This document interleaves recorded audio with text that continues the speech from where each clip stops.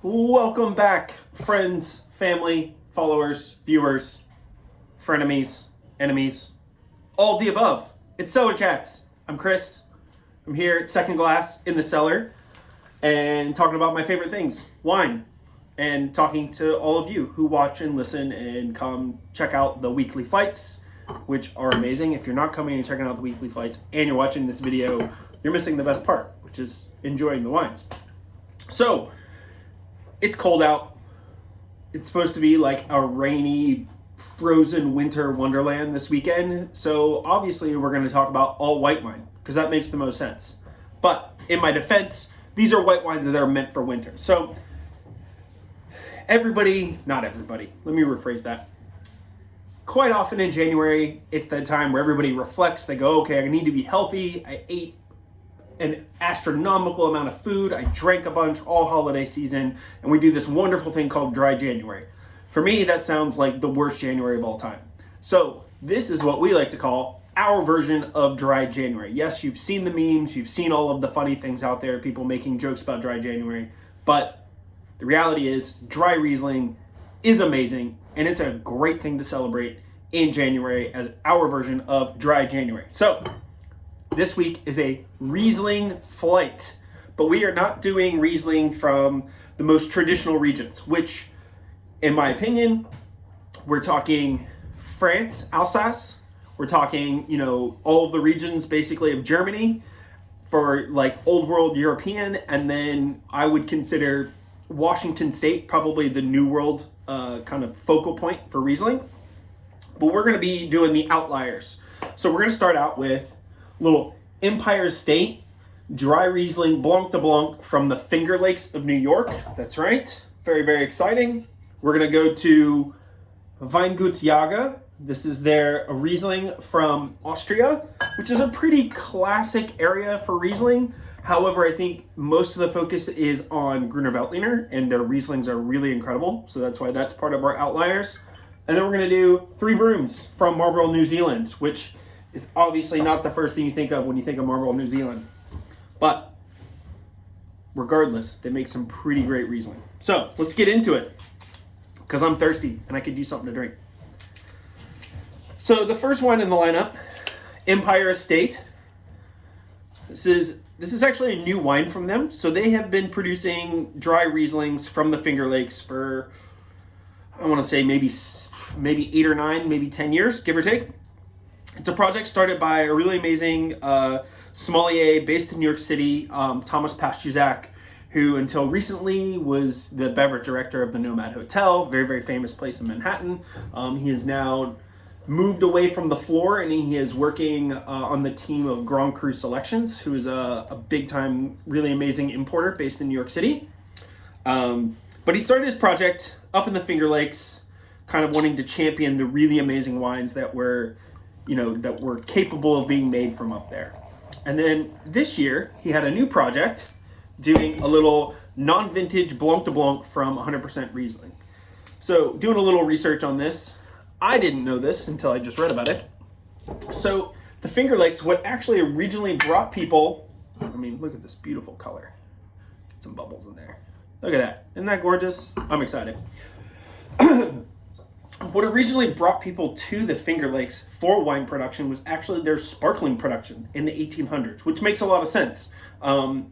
It's a very, very cold area. They really struggled to ripen grapes. And generally speaking, when making sparkling wine, you want something that has a decent amount of pretty good amount of acidity. The ripeness level of the fruit, you want it to be ripe enough that it's not bitter, but it doesn't need to be super ripe because you're going to go through a secondary fermentation. So there's usually some sugar that's added to balance out that high acidity.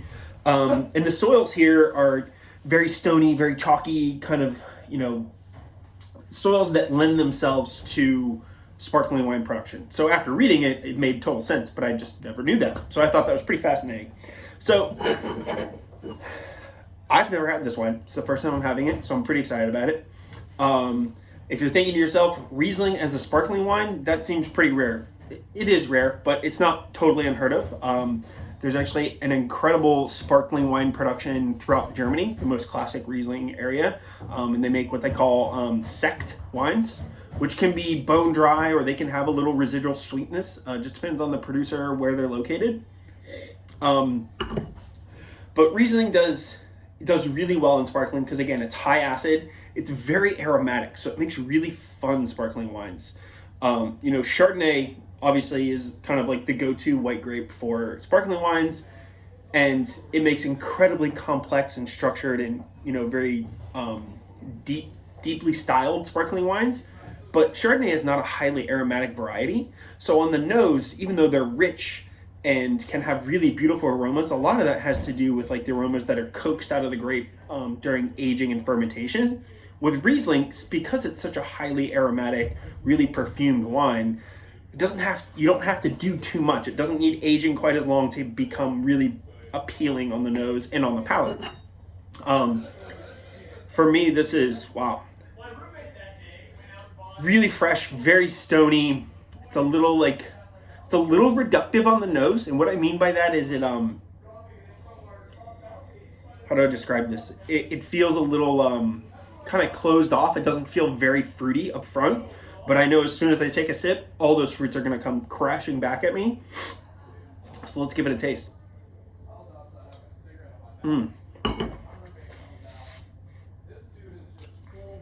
Wow, that's super yummy. Kind of like hyper bright, like tangerine fruit, and again, that crisp mineral, like kind of freshness that you would expect from Riesling. This is really beautiful and a very affordable sparkling wine. And what I was saying about Riesling being kind of like a go-to for wintertime, excuse me, it's all white, it's very fresh, it's crisp. You think of like hot summertime, and yes, Riesling is amazing in the summertime. But in the wintertime, what's the first kind of food you think of when you want to eat something when it's super cold outside? Not that we experience that all that often down here, but it's all semantics. Is you think of like heavy, rich, like dense, like comfort foods, things that are really going to envelop you and make you feel warm. Thicker, richer soups, braised meats, things of this nature. Classically in Germany, again, we are talking Riesling, even though none of these are from German. We're going to go with like the classics.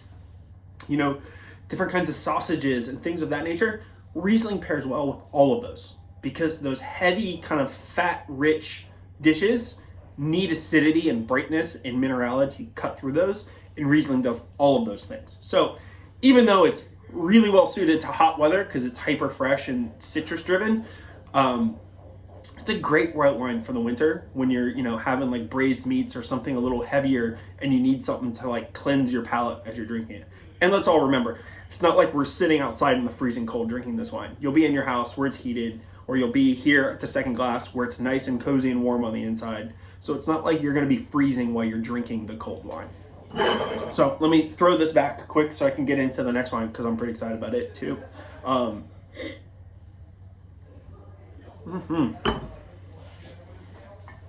So again, Empire State, Blanc de Blanc from the Finger Lakes. That's really great. Really glad to have that. I do represent this one in my day job where I'm a sales rep for Kellogg Selections. And that's the first, like I said, first time I taste it. Very, very happy. Super stoked. So let's jump into this next one. Weingutjager. So yes, that is my absolutely awful Austrian German accent.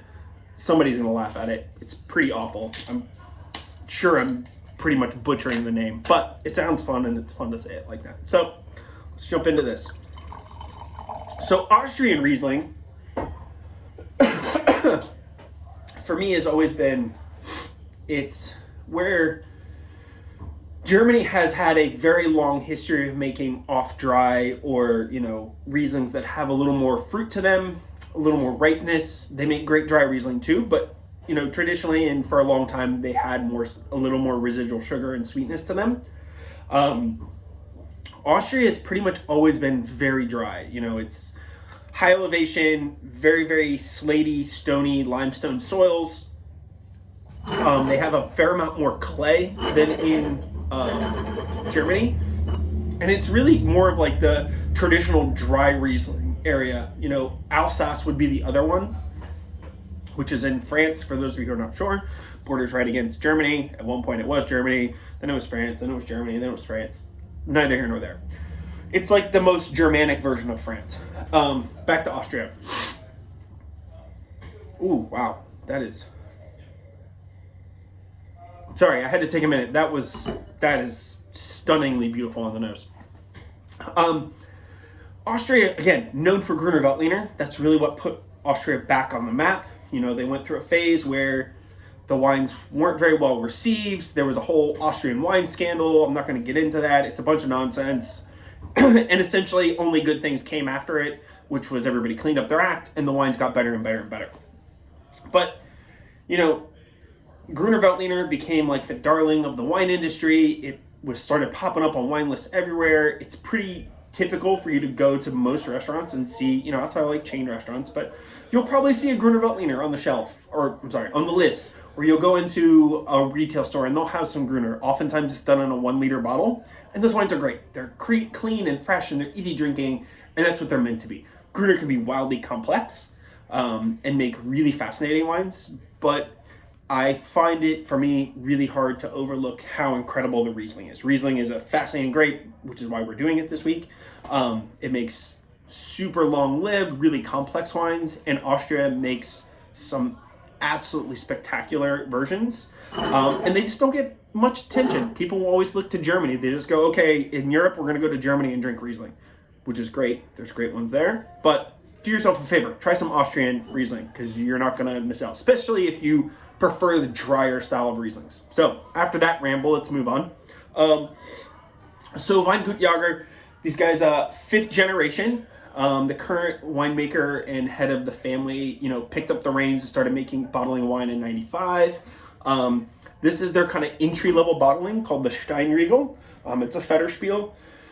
So Steinriegel is one of their vineyards. It roughly translates to stony hillside. So it is a chalky-based hillside, but there's a fair amount of clay, which adds to like the intensity of like citrus and fruit and weight to the wine. I can tell you, again, I've not tasted it yet, but the nose is just bursting with what I would call like apricot, peach, like super ripe stone fruit, a little bit of tropical fruit, kind of like citrus blossoms.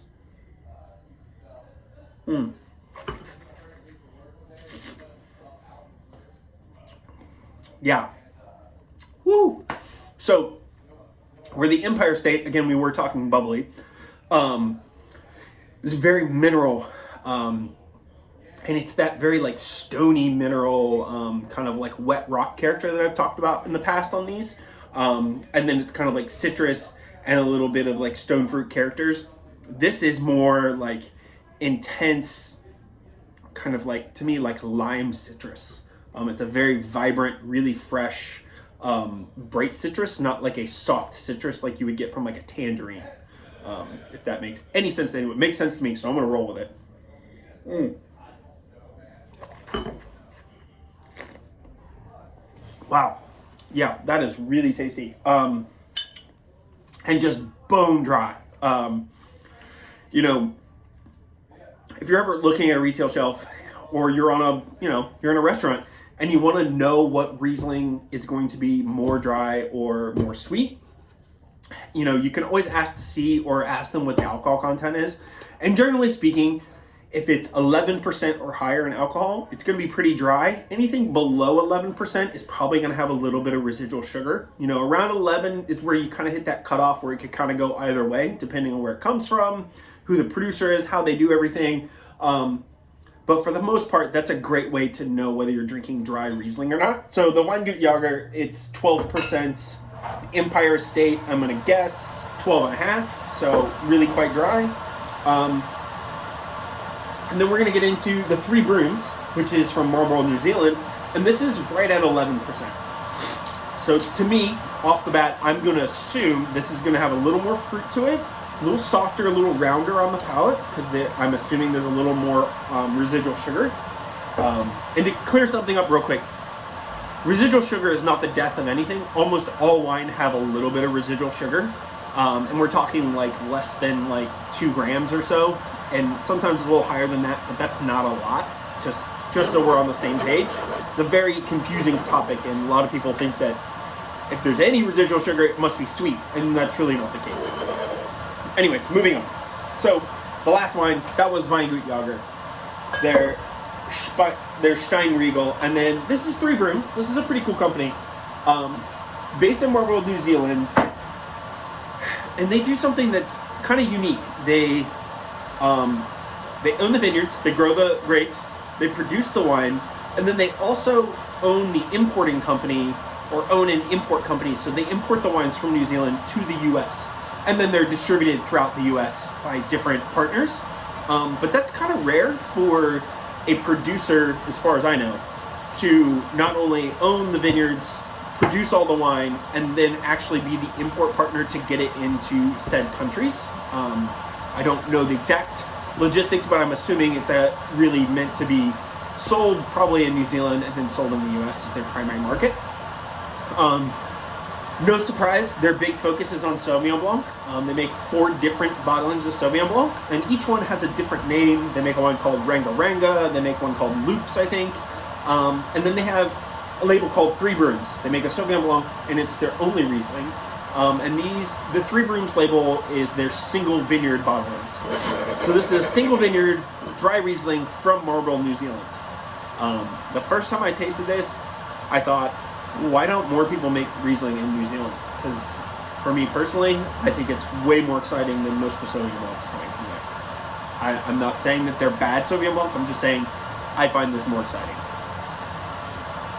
Again, this, like the Empire State, has a little bit of that reductive nose, like kind of smoky, almost like lit match, which I know that sounds really offensive. I find it really beautiful. It's a very complex, interesting aroma.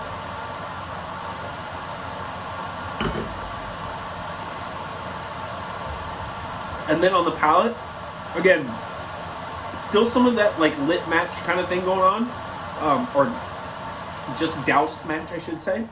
I apologize for the fan. That's the compressor running in here. Sometimes I turn it off. I didn't think it would run today because it's pretty cold, but anyways, so if you hear that like sound in the background, that's what that is. But after that kind of like reductive, like smoky tone, there's just this really lush line of fruity characteristics. And it's almost, how do I describe it? Think about eating, hopefully most people have had these, having a bowl of Fruit Loops, okay? Now, have that bowl of Fruit Loops and take away the sugary richness, that viscosity of the sugar, and just think about the flavor. That's what it tastes like to me. It's a little like Fruit Loops. Like it's kind of like a whole bunch of different fruity characteristics. I can't really pinpoint specific fruits, but it just feels very fruity and vibrant. And then there's just a nice little richness, roundness in the mouthfeel. And again, I think there is a little more RS in this wine than the other two, which holds up to my theory, or my description of the lower the alcohol, the more likely it's going to have some, sweeter residual sugar characteristics.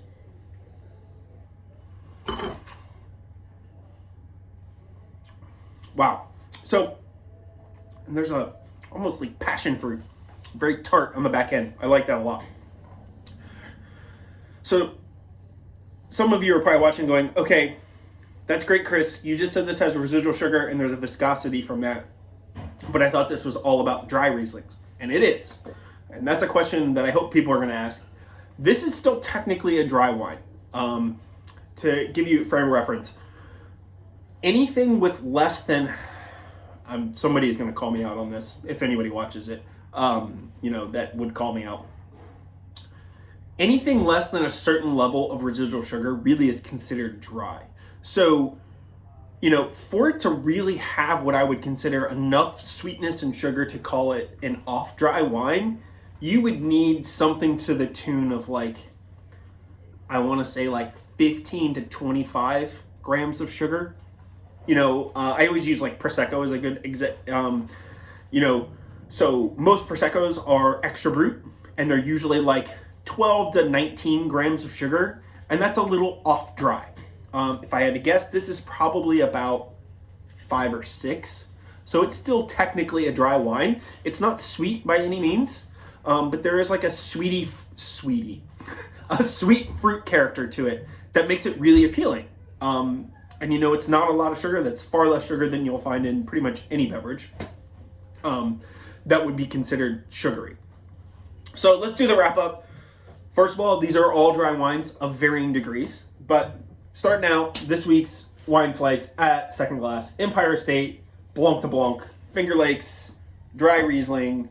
That is made Chamant method, so the same way they make Prosecco. It just reacts really well. They do a little bit of aging in neutral oak and stainless steel, but then secondary fermentations all stainless steel. Weingut Jager, their Steinregel Riesling from the Wachau in Austria, and then Three Brooms, Marlborough, New Zealand.